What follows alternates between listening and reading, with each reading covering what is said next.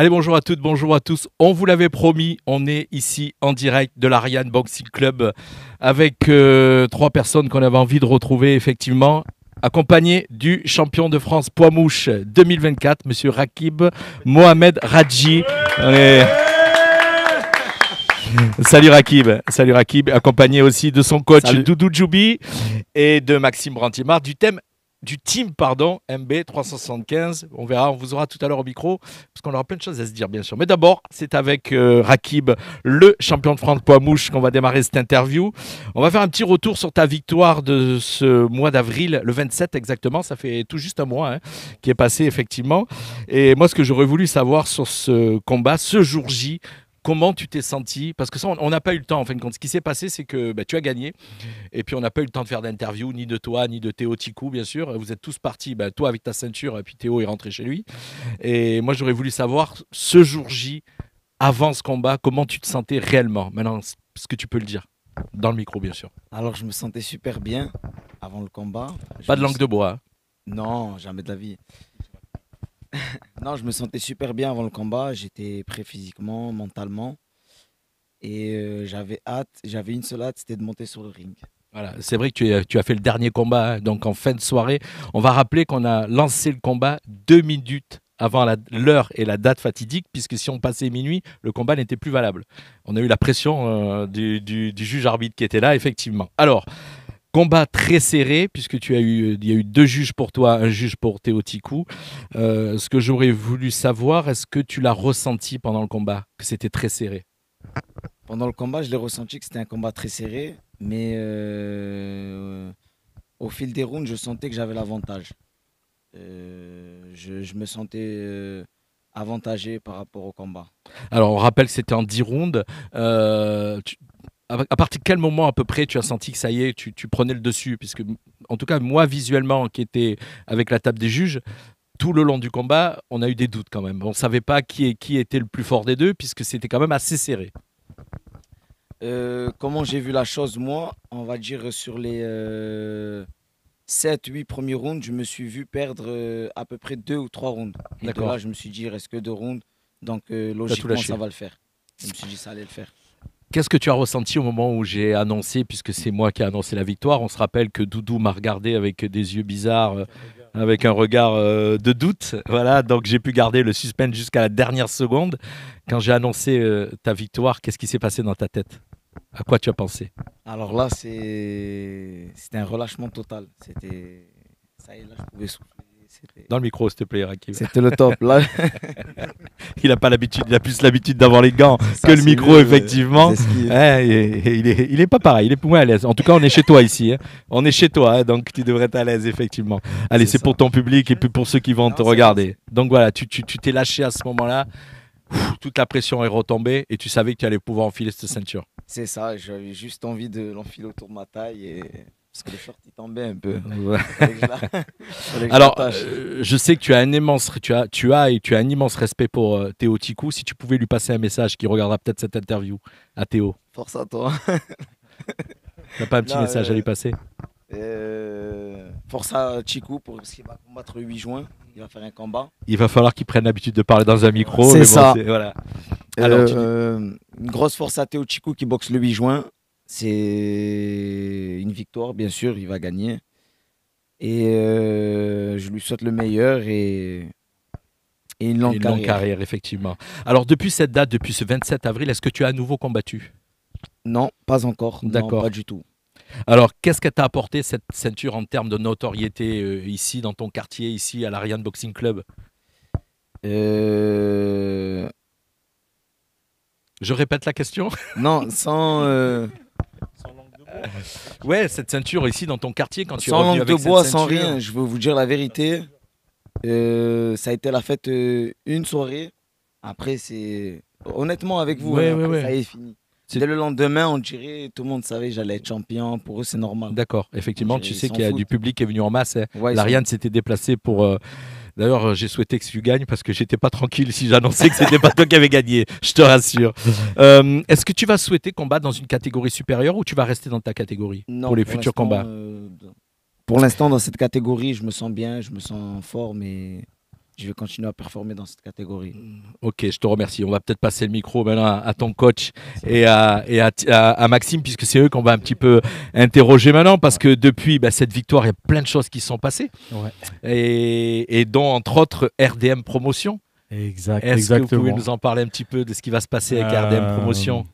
Pour cette nouvelle association, je vais laisser D'accord, c'est bien. mon meilleur ami en parler. On voit qu'à l'Ariane, ils ne sont pas spécialistes des micros, mais on va passer le micro à... Alors effectivement, une RDM Promotion, c'est une association donc, qui s'est créée. Ouais, en fait, on en avait parlé avant déjà. On avait dit, sans lui mettre la pression à Rakib, on avait dit le titre de champion de France pro, c'est quand même quelque chose qui peut nous permettre de franchir une étape. Lui en tant que boxeur, Doudou en tant que coach, parce que c'est quand même lui qui a la charge et la responsabilité de l'entraînement. Et moi, dans mon rôle plus d'organisateur et de manager. Et donc voilà, on a dit c'est une opportunité pour tous les trois de grandir et de devenir encore plus professionnel que ce qu'on peut l'être aujourd'hui, mais d'essayer de créer une vraie structure professionnelle. Donc RDM, c'est bon. On a compris. Pour les gens, voilà, mais voilà. Rakib, Doudou, Maxime, c'est ça? J'avais deviné tout seul. Hein. Chacun sa couleur. Le logo, il est disponible sur les réseaux sociaux. Chacun sa couleur. On a choisi une couleur chacun. J'ai une amie, Géraldine, qu'on remercie, qui nous a fait le logo gratuitement. Et voilà, donc l'association, elle est déclarée en préfecture. Ça y est, c'est officiel. J'ai déjà rencontré les premiers partenaires. Bon, l'idée de la structure... L'objectif de cette association... Voilà, l'objectif, c'est donc le fer de lance Rakib aujourd'hui, parce que le team de promotion, il est créé pour Rakib. Mais on espère que... Pour accueillir peut-être d'autres boxeurs accueillir d'autres boxeurs. On espère avoir la chance de pouvoir, nous, sélectionner les boxeurs qui auront le talent et le potentiel pour rejoindre notre promotion et de leur permettre d'avoir un statut pro un peu mieux que ce qu'elle est aujourd'hui la France en termes de professionnalisme. D'accord. Donc l'idée, c'est qu'on soit capable de leur amener un soutien financier, un soutien médical, un soutien d'encadrement, avec du management, avec de la sophro, vous savez avec un avocat, avec un tas de choses. Voilà, je te coupe, excuse-moi, parce que tu sais ce qui est en train d'arriver. Voilà, derrière, il y a les copains qui étaient venus avec la ceinture, qui nous ont apporté de cette ceinture que tu as tant convoité, que tu attendais, puisqu'on se rappelle. Hein. Oui, merci. Alors, est-ce qu'elle reste au club, la ceinture, elle ne bouge pas du club? Elle est à la maison. Elle est où, là? À la maison ou au club? Non, là en ce moment, elle est à la maison de Rakib, parce qu'il la mérite. Et quand il en aura plusieurs, il nous laissera une de ses ceintures. Déjà, il nous a déjà laissé une ceinture, celle qu'il a gagnée en amateur. Elle est là-bas dans le bureau. Alors j'ai vu une photo, il y en avait deux en fin de compte. Il avait 3 ceintures au total. En fait, il a été 2 fois champion de France en amateur, dans 2 catégories différentes. Voilà, on va sortir. On est en direct, chers amis. On va sortir les meubles carrément. On amène tout ce qu'il faut. Voilà, ceinture d'amateur et la ceinture professionnelle, donc poids mouche. Voilà, il en a 2024, effectivement. Donc on a l'impression qu'ils vendent des ceintures au marché, mais bon, il les a gagnés à la boxe. C'est du direct, effectivement. Alors moi, tu as fixé les objectifs, hein, donc c'est l'objectif principal, c'est Rakib. Comment on va pouvoir rejoindre ce label si on veut venir vous aider en tant que partenaire ou sponsor? Comment ça va se passer? L'idée, c'est déjà de proposer ça à nos partenaires qui intègrent tout ça. On a aussi des contacts, on a chacun de nous des contacts. Aujourd'hui, le titre de champion de France, c'est une vraie vitrine. Et on est en train aussi, non seulement d'essayer d'avoir des partenaires, mais d'être capable aussi de leur proposer certaines choses, comme de la représentativité, comme de la présence sur leurs événements, des entraînements en public. Donc, voilà, on est en train de travailler sur un tas de choses. Un programme que vous allez pouvoir proposer aux partenaires, effectivement. Avec des partenaires qui vont s'engager sur 3 ans, au minimum. Pour mettre leur image en avant, avec l'image de Rakib, c'est ça? Exactement. Avec un champion de France. 3 ans, c'est les objectifs qu'on s'est fixés pour que Rakib soit, moi je le dis pour qu'il soit champion du monde un jour. Hein. De toute façon, c'est le but. Hein. Rakib, t'en penses quoi? Magnifique. Tu es prêt? Alors, une question que je ne vous ai pas posée tout à l'heure, est-ce que cette ceinture de champion de France poids mouche va être remise en jeu, en combat, comme on dit Est-ce que vous pensez le faire ou pas? Vous ne savez pas encore? Vous n'avez pas décidé? Le coach de Rakib, Doudou. Donc, Doudou, c'est marrant, ici à l'Ariane, ils n'aiment pas parler dans les micros. Hein. C'est pas votre truc. Il y a un problème avec le micro, mais bon, on va faire avec. Dans un premier temps, on voulait organiser la défense du titre de champion de France pour Rakib. On a discuté avec Max et pour l'instant, on va faire pas mal de combats internationaux pour qu'ils puissent monter. D'accord. Ok, c'est pas la priorité pour l'instant. Voilà, c'est pas la priorité. Voilà. Ok, on a compris. On va peut-être parler aussi du prochain Menton Bounty Star, le 11e édition. Mon cher, qui va se préparer, qui va arriver. Ça arrive très vite. Hein. Même s'il y aura plein de choses avant. On a beaucoup de choses. Quelques mots sur le 11e. Mais le 11e, c'est. Bon, on peut donner la date déjà. C'est le 29 mars. Pardon. Donc, ça, la date, elle est fixée, que ce soit au Palais de l'Europe ou au sein de la municipalité. Donc, la date, elle est fixe.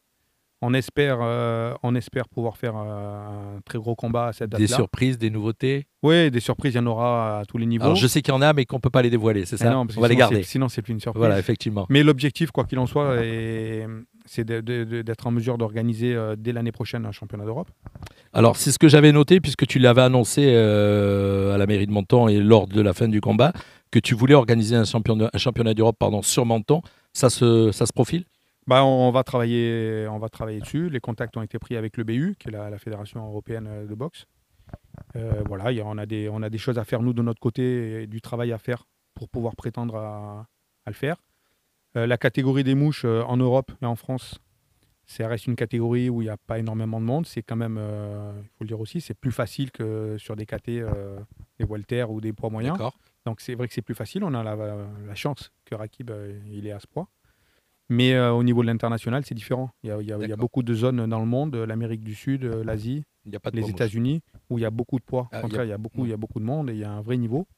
Donc une année pour faire l'Europe et après s'attaquer à l'international.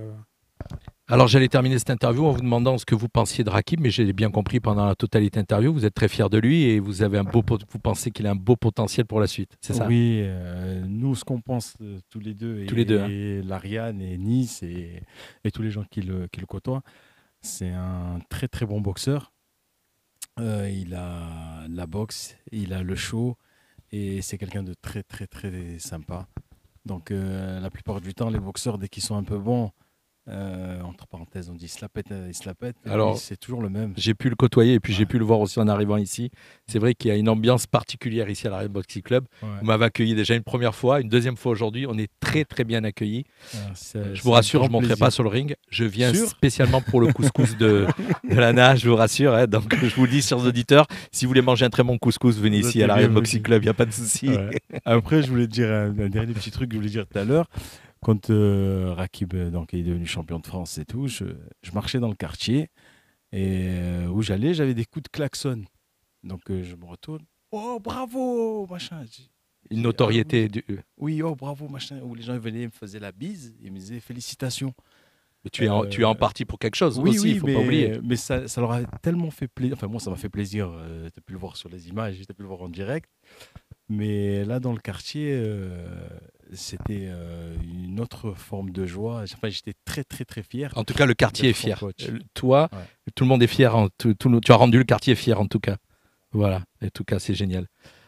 C'est bon, les amis? On va passer un petit bouet. J'allais dire, on va passer au... un petit détail quand même, parce qu'on l'a dit avec Rakib, mais bon, Rakib, ce soir-là, il a fait 10 rondes.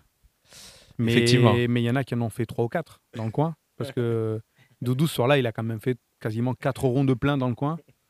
Hein, de Shadow. Tellement il était dans le combat. D'accord, oui, parce que tu as coaché plusieurs combats ce soir-là. Non, c'est pendant le combat de Rakib. Il était debout en train de faire en train de boxer. Oui, je te voyais un visage. D'ailleurs, tu as eu le visage fermé jusqu'au bout, tant que j'avais pas annoncé. C'était assez fermé. Hein. Oui, tu m'en veux un petit peu, je crois, un petit peu, parce que j'ai réussi à garder mon visage très fermé jusqu'à la dernière. Je ferai peut-être mieux la prochaine fois encore. Merci à tous de nous avoir suivis. On est en direct, je vous le rappelle, de l'Ariane Boxing Club avec Rakib Mohamed Radji, champion de France poids mouche 2024, avec son coach Doudou Djoubi et bien sûr son coach maintenant avec RDM Promotion, Maxime Brandimart du team MB 315 à Menton. Merci à tous, bye bye.